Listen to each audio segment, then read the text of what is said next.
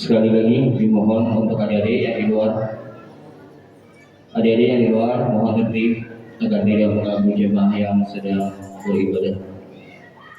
Bismillahirrahmanirrahim.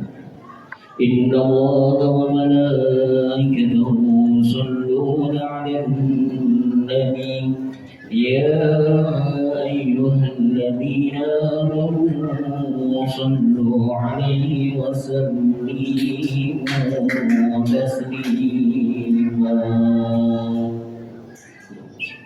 Assalamualaikum warahmatullahi wabarakatuh. Allahu Akbar, Allahu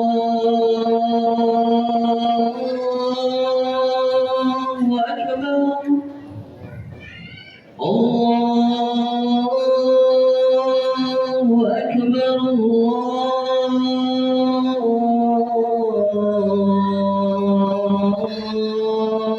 Allahu Akbar. Asyhadu an la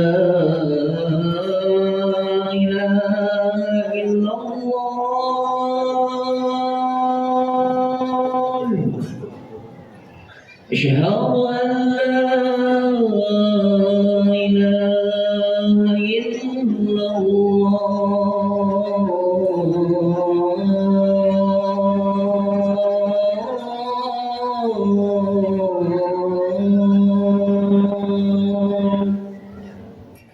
أشهد أن محمد رسول الله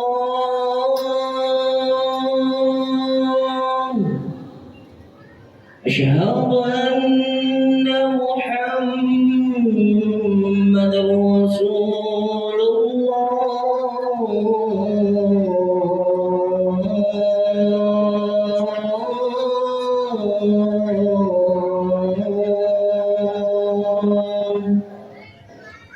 حي على الصلاة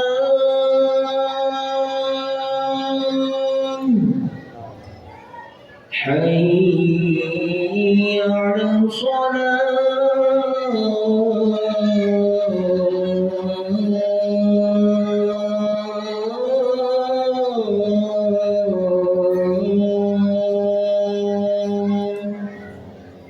حي على الفلاح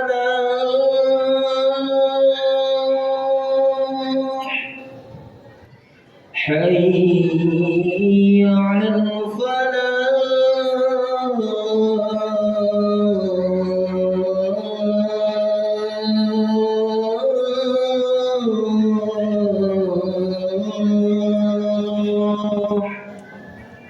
الله أكبر،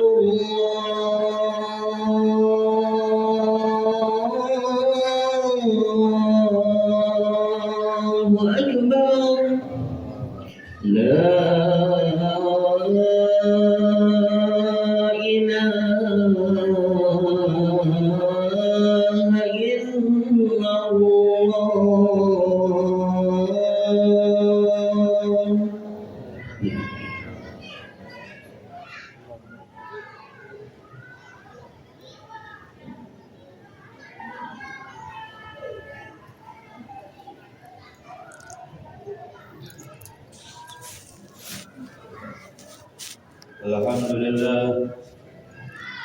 الحمد لله القائل في كتابه الكريم واعبدوا الله ولا تشركوا به شيئا وبالوالدين إحسانا.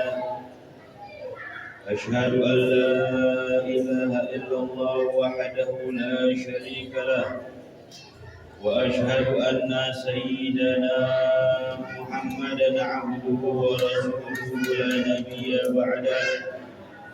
اللهم صل وسلم وكرم وعظم على سيدنا وحبيبنا وشفينا وقرة أعيننا ومولانا محمد وعلى آله وصحبه أجمعين ولا حول ولا قوة إلا بالله العلي العظيم.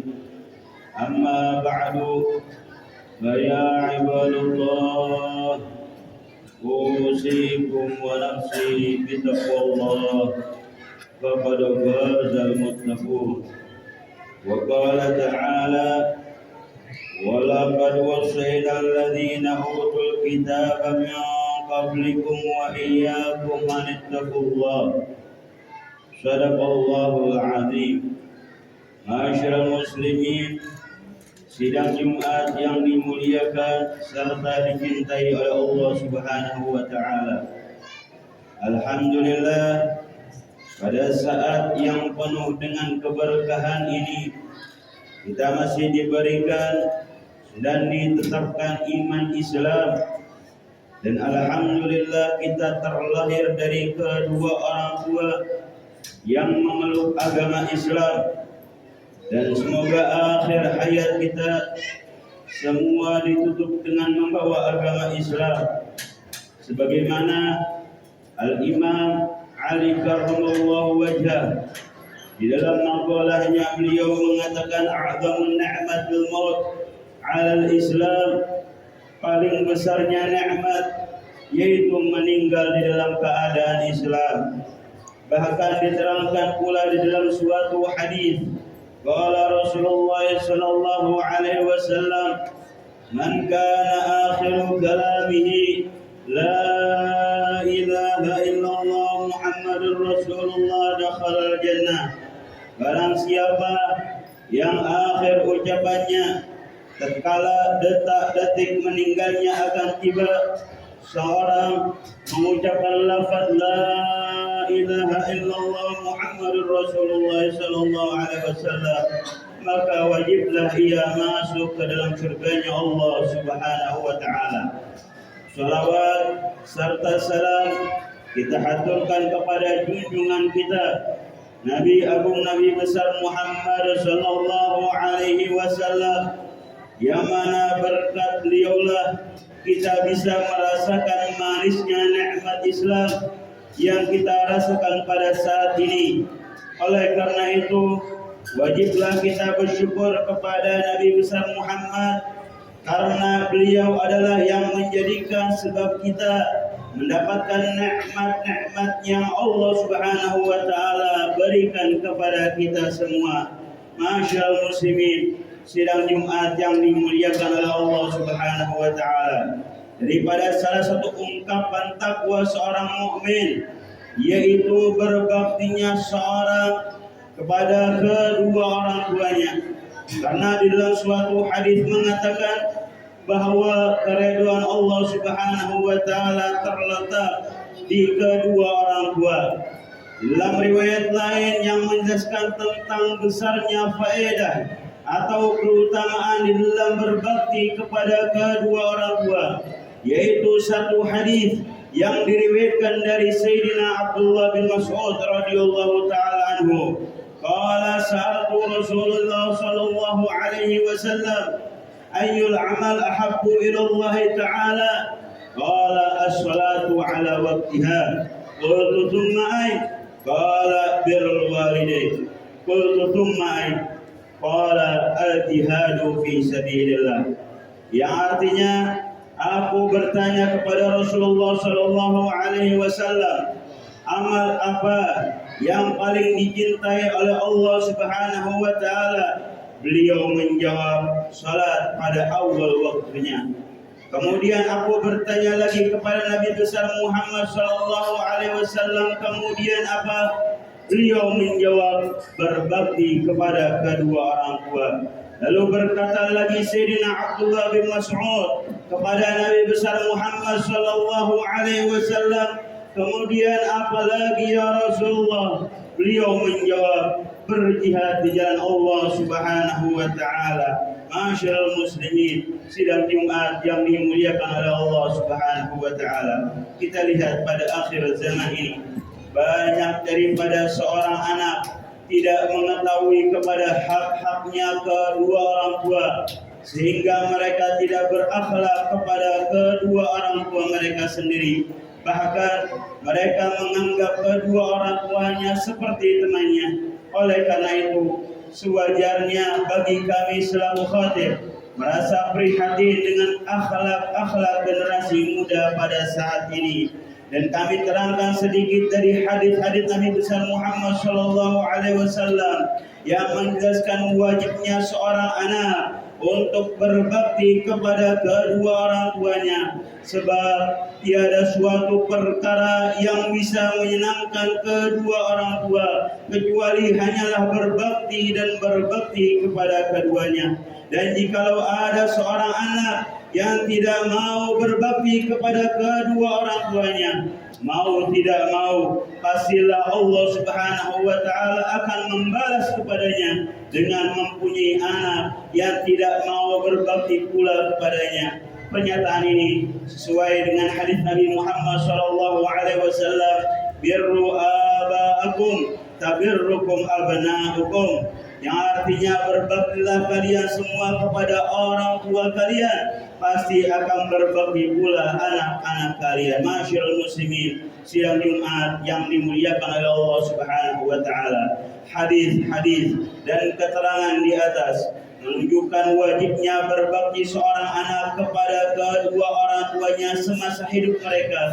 Bahkan berbaktinya kita kepada kedua orang tua kita bukan cuma hanya sebatas masa hidupnya saja, akan tetapi setelah meninggalnya mereka pun wajib atas seorang anak untuk tetap berbakti kepada kedua orang tuanya. Diriwayatkan oleh Ibnu Rabi'ah As-Sa'di, Nabi Muhammad sallallahu alaihi wasallam bersabda, "Qala bainama nahnu julusun 'inda Rasulillah sallallahu alaihi wasallam, id ja'a rajulun min Bani Salamah wa qala ya Rasulullah, hal baqiya min birrin abawayya syai'un abarrahuma ba'da mautihima?" Qala na'am, as-salatu 'alaihima wal istighfaru lahuma wa infadhu ahdihima min ba'dihima wa salatur rahim allati la tusalu illa bihima wa ikrami sadiqihima. Yang artinya, tatkala kami duduk di samping Rasulullah sallallahu alaihi wasallam,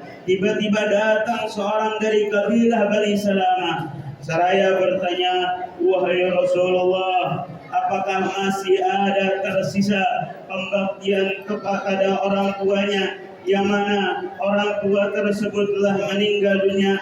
Nabi Muhammad sallallahu alaihi wasallam menjawab, "Na'am, iya," yaitu berdoa atas keduanya, membacakan istighfar kepada keduanya, melaksanakan wasiat keduanya dari setelah meninggalnya, menyambung tali persaudaraannya, dan memuliakan daripada sahabat-sahabatnya. Mudah-mudahan kita dijadikan oleh Allah Subhanahu wa taala seorang yang selalu berbakti kepada kedua orang tua kita. Inna asal mawa'id syafi'iyah kalam man laysa lahu khafiyah. A'udzu billahi minasyaitonir rajim. Bismillahirrahmanirrahim. ووصينا الإنسان بوالديه حسنا وإن جاهداك لتشرك بي ما ليس لك به علم فلا تطعهما وإلي مرجعكم فأنبئكم بما كنتم تعملون. بارك الله لي ولكم ونفعني وإياكم بما فيه من الآيات والذكر الحكيم وتقبل مني ومنكم تلاوته إنه هو السميع العليم. أقول قولي هذا فأستغفر الله لي ولكم ولسائر المسلمين والمسلمات والمؤمنين والمؤمنات فاستغفروه إنه هو الغفور الرحيم. اللهم صل على سيدنا محمد وعلى آل سيدنا محمد.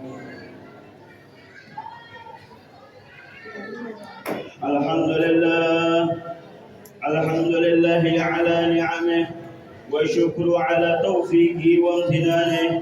أشهد أن لا إله إلا الله وحده لا شريك له تعظيما لشأنه، وأشهد أن سيدنا محمدا عبده ورسوله الهادي إلى رضوانه.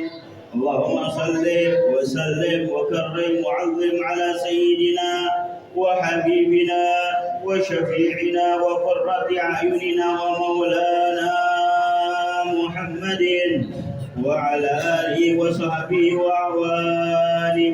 أما بعد فيا عباد الله أوصيكم ونفسي بتقوى الله فقد فاز المتقون.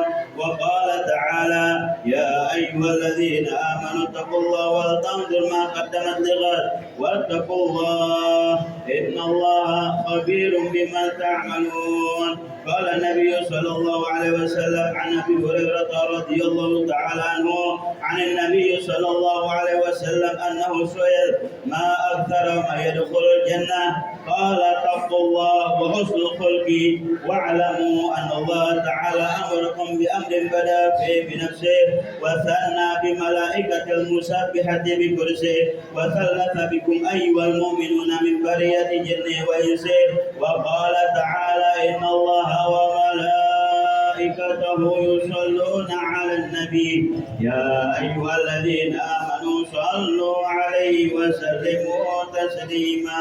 اللهم صل على سيدنا محمد وعلى آل سيدنا محمد وارض اللهم عن الخلفاء الراشدين خليفة رسول الله صلى الله عليه وسلم على التحقيق سيدنا أبو بكر الصديق وأمير المؤمنين ناطق بالصواب سيدنا عمر بن الخطاب وأمير المؤمنين جميع القرآن والبرهان سيدنا عثمان بن عفان وأمير المؤمنين إمام المشارق والمغارب والليث بن غالب سيدنا علي بن أبي طالب وعن الستة المتممين لأشرة الكرام وآلهم وأهل بيتهم رضي الله تعالى عنهم أجمعين. اللهم اغفر للمسلمين والمسلمات والمؤمنين والمؤمنات الأحياء منهم والأموات ويا مجيب الدعوات ويا قاضي الحاجات ويا غافر الذنوب والخطيئات إنك على كل شيء قدير.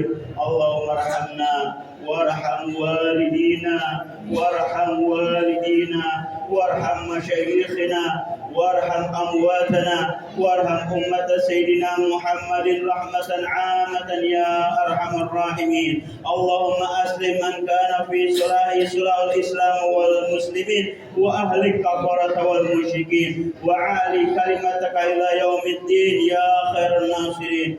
اللهم انصر إخواننا في فلسطين والإيران. اللهم انصر إخواننا في فلسطين والإيران.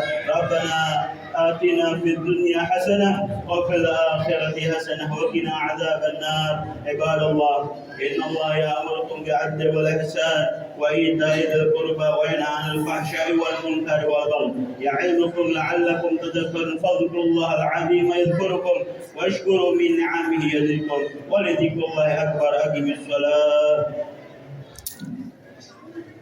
الله أكبر الله أكبر أشهد أن لا إله إلا الله أشهد أن محمدا رسول الله.